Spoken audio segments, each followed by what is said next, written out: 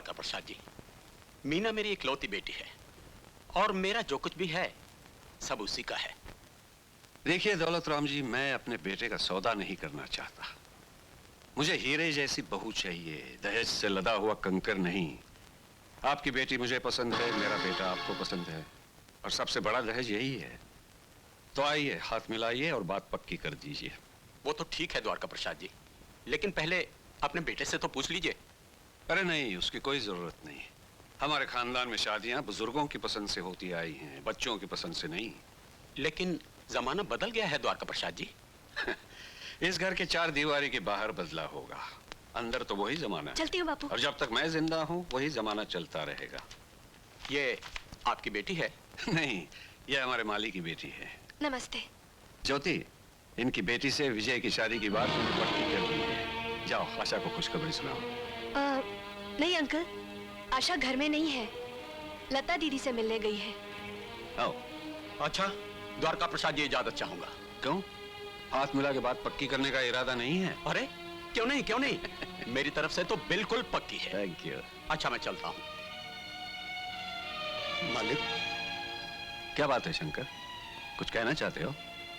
मालिक, बात यह है कि छोटे मालिक की बात पक्की करने से पहले एक बार उनसे पूछ लेते तो। अभी मैंने दौलत राम को क्या जवाब दिया, सुना नहीं तुमने? वो तो ठीक है मालिक, लेकिन फिर भी एक बार छोटे मालिक से पूछ लेते तो। क्यों? मालिक, छोटे मालिक। क्या छोटे मालिक? क्या छोटे मालिक ज्योति से ब्याह करना चाहते हैं। शंकर! हाँ मालिक, ये बच्चे प्रेम करते हैं एक दूसरे से, इसलिए सोचा कि मैं। बच्चे प्रेम नहीं कर रहे शंकर, यह तुम्हारी चालाकी का बिछाया हुआ जाल है जिसमें तुम मेरे बेटे को फंसाना चाहते हो, और इसीलिए तुमने अपनी बेटी को पढ़ा लिखा कर बहुत होशियार बनाया है ताकि वो मेरे बेटे को फंसाकर शादी के लिए रजामंद कर ले। हैं? नहीं मालिक। खामोश! मैं तुम जैसे नीच लोगों को अच्छी तरह जानता हूँ। जिसकी थाली का नमक खाओगे उसकी थाली में एक कतरा जहर भी डाल दोगे। नहीं मालिक। विजय मेरा इकलौता बेटा है और तुम दो कौड़ी के नौकर अपनी बेटी को इस घर की बहू बनाकर करोड़ों की जायदाद पर कब्जा करना चाहते हो। नहीं मालिक, ऐसा मत कहिए, मेरे लिए ऐसा सोचना भी पाप है मालिक। मालिक, मैं अपनी औकात अच्छी तरह जानता हूँ। मैं इन्हीं जूतियों के काबिल और हमेशा इन्हीं जूतियों में पड़ा रहूंगा मालिक। ये घर मेरे लिए मंदिर समान है मालिक। नाटक बंद करो शंकर, पैर छोड़ो। नहीं मालिक, नहीं। बदजात, नहीं, हट जा मालिक।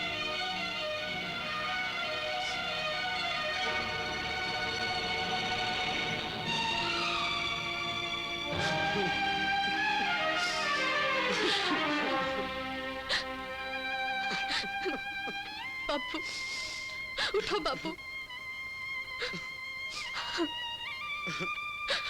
बापू, जिस बेटी की वजह से बाप को ठोकर खानी पड़े, उस बेटी का मर जाना ही बेहतर है। बेटी। बापू। मेरी बच्ची। नहीं बापू, बापू, अब हम यहाँ नहीं रहेंगे। चलो हम कहीं और चलते हैं। चलो।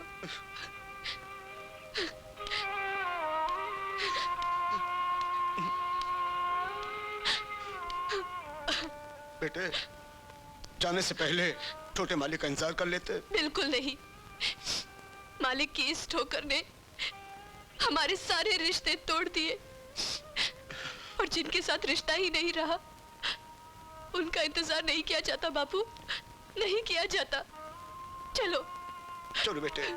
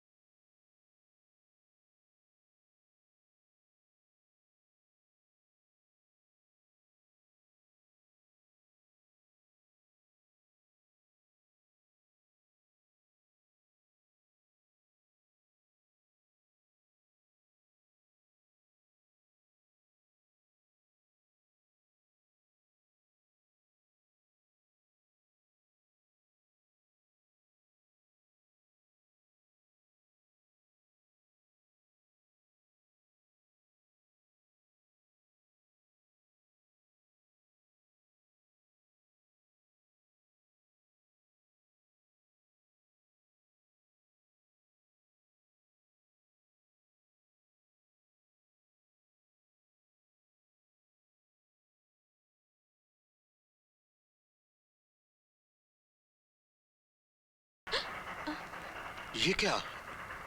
तेरी आंखों में आंसू? मैं जानता हूं बेटे, मेरी करीबी ने तेरी खुशियों का रास्ता रोक लिया। अगर आज तू मेरी जगह किसी अमीर के पली होती तो एक बड़े घर की बेटी कहलाती। नहीं बापू, ये अमीर और गरीब की बात नहीं है, ये तो सिर्फ तकदीर की बात है। और इस गरीब बाप से मुझे इज्जत और अभिमान की वो दौलत मिली है जो मुझे दुनिया का बड़े से बड़ा अमीर बाप भी नहीं दे सकता। बेटे हाँ, बापू। नहीं बेटे,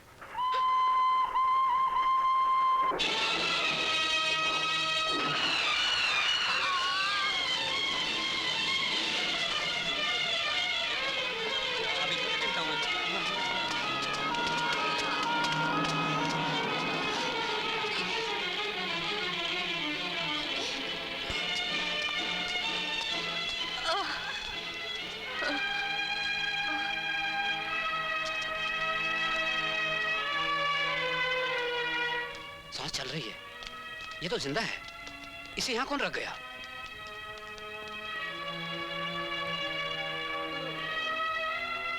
ओ my god, see serious. Nurse, stretcher मंगाओ। Yes sir.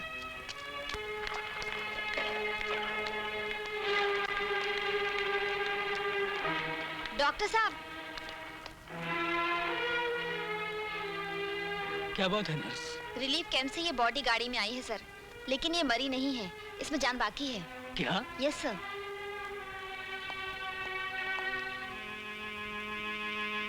Yes, she is alive. इसे फौरन ऑपरेशन थिएटर में ले चलो। Yes sir.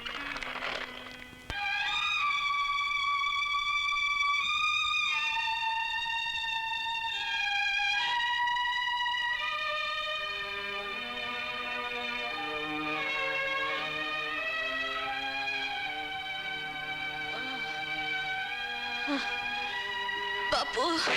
ज्योति, मेरी बच्ची ज्योति। ज्योति! अरे, आपको उठने की इजाजत नहीं है। लेकिन डॉक्टर, मेरी बच्ची। आप बाहर नहीं जा सकते। अच्छा जी डॉक्टर। ज्योति, मेरी बच्ची, बेटे कहाँ हो तुम? डॉक्टर साहब, मेरी बच्ची का कुछ पता चला? वो है ना? देखिए, ये सारे लोग ट्रेन के हादसे में जख्मी हुए हैं। आप देख लीजिए इनमें से आपकी बेटी कौन है। मैंने सब जगह देख लिया डॉक्टर साहब, इनमें मेरी बच्ची नहीं है। ठीक है, आप मेरे साथ आइए। आइए। इस एल्बम में उन लोगों की तस्वीरें हैं जो अब इस दुनिया में नहीं है। नहीं नहीं, मेरी बेटी जिंदा है। ईश्वर करे वो जिंदा हो, लेकिन फिर भी एक बार देख लेने में हर्ज क्या है? देख लीजिए।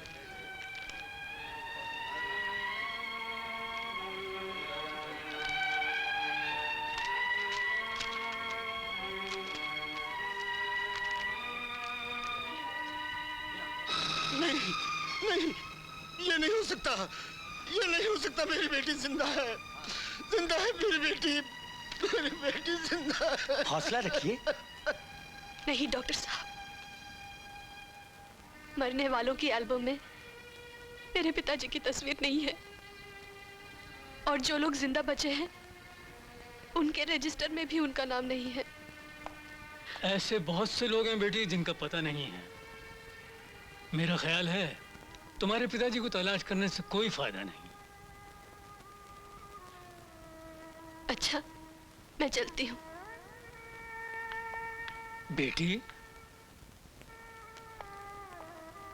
कहाँ जाओगी तुम? मौत के मुंह से निकालकर जिंदगी यहाँ ले आई, अब जहाँ ले जाएगी चली जाऊंगी। लेकिन फिर भी बेटी, अकेली लड़की जात कहाँ जाओगी, कहाँ रहोगी? तुम्हारा कोई है? जी नहीं। तुम्हारी बातचीत से पता लगता है तुम पढ़ी लिखी हो। जी हाँ। इतनी ब्रिलियंट और इंटेलिजेंट लड़की होकर मायूसी की बातें करती हो। नहीं बेटी नहीं, अब तुम कहीं नहीं जा सकती।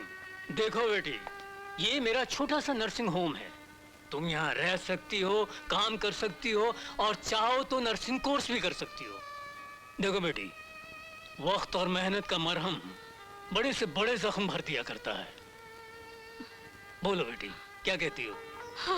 अरे बेटी, ये क्या कर रही हो? आपका बहुत बहुत धन्यवाद डॉक्टर साहब, आपका बहुत बहुत धन्यवाद। अरे बेटी, you are a brave girl. चलो शाबाश, शाबाश। अरे बाबा बोलो ना, तुम्हें मेरी कसम। खैर, अब तुम इतनी जिद कर रही हो तो मैं अपनी आत्मा को मारकर जबान पे जोर देके कह ही देता हूँ। सीमा, अगर तुम अपने डैडी की तिजोरी से 10 लाख रुपए ले आओ तो मैं अपना बिजनेस दोबारा शुरू कर सकता हूँ। नहीं, तुम चाहते हो कि मैं अपने बाप की तिजोरी से पैसे चोरी करूं? क्या बेवकूफ जैसी बात कर रही हो? बाप की तिजोरी से पैसे निकालने को चोरी नहीं कहते। और वैसे भी उस पैसे के तो भाग में लिखा होता है, बेटी के लिए सुहाग खरीदना, जेवर लाना, डूबते हुए शौहर को बचाना, और फिर जब तुम्हारी और हमारी शादी होगी तो तुम्हारे पिताजी उससे भी दुगना तुम्हें दहेज में देंगे। तुम उस दहेज का एडवांस या साइनिंग अमाउंट समझकर उसे ले आओ। नहीं अनिल, मुझसे ये नहीं होगा। अगर ये तुमसे नहीं होगा तो जो मेरी किस्मत में लिखा है वही होगा। कर्जदारों के हाथों से जलील होकर मरने से तो अच्छा है मैं खुद ही जहर खा के मर जाऊं। मुझे माफ कर देना, अपने स्वर्गवासी अनिल की गलतियों को माफ कर देना। मैं जा रहा हूं, अगर हो सकेगा तो अगले जन्म में फिर मिलेंगे। नहीं अनिल, रुक जाओ। अगले जन्म में नहीं, इसी जन्म में हमारा मिलन होगा। तुम यही ठहरो, मैं अभी पैसे लेके आती हूँ। तुम कितनी अच्छी हो। मैं अभी आई।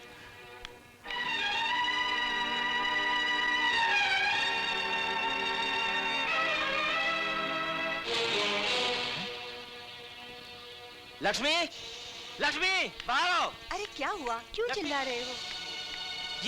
ये देख रही हो तुम? हे भगवान, ये तिजोरी किसने खोली? और सारे रुपए गहने कुछ भी नहीं है। ये चिट्ठी किसकी चिट्ठी है? सीमा की। डैडी, मैं जा रही हूँ आप दोनों से दूर, अपनी एक नई दुनिया बसाने, और इसके लिए आपकी इजाजत के बगैर कुछ रुपये और गहने साथ ले जा रही हूँ। हो सके तो मेरी गलती को माफ कर देना। आपकी बेटी सीमा। न जाने भगवान मुझे मेरे कौन से गुनाह की सजा दे रहा है। उसने 2 बेटियां दी, एक तो पहले ही खो गई और अब दूसरी घर छोड़कर चली गई। लगता है मेरी तकदीर में औलाद का सुख लिखा ही नहीं है। भगवान मुझे मौत क्यों नहीं देता? मुझे मौत क्यों नहीं देता?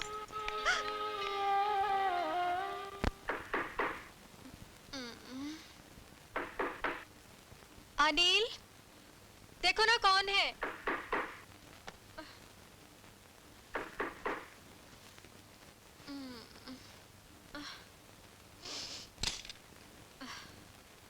Good morning madam. फरमाइए। जी फरमाना क्या है, मैं इस होटल का मैनेजर हूँ। तो ये कि मिस्टर अनिल साहब तो जा चुके हैं, अब आप कब जा रही हैं? अनिल जा चुका है? जी हाँ, वो चले गए। नहीं नहीं, ये नहीं हो सकता। हो क्या नहीं सकता मैडम, 2 घंटे पहले हो चुका है।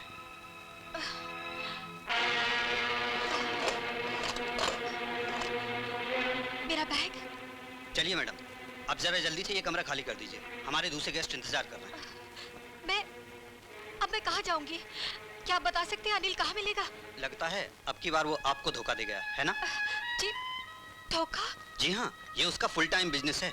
दौलत वाली सीधी सादी लड़कियों को अपने प्यार के चक्कर में फांसता है और फिर उनका सब माल लेकर रफू चक्कर हो जाता है, और इस वक्त वो किसी नए सोने के अंडे देने वाली मुर्गी को फांस रहा होगा।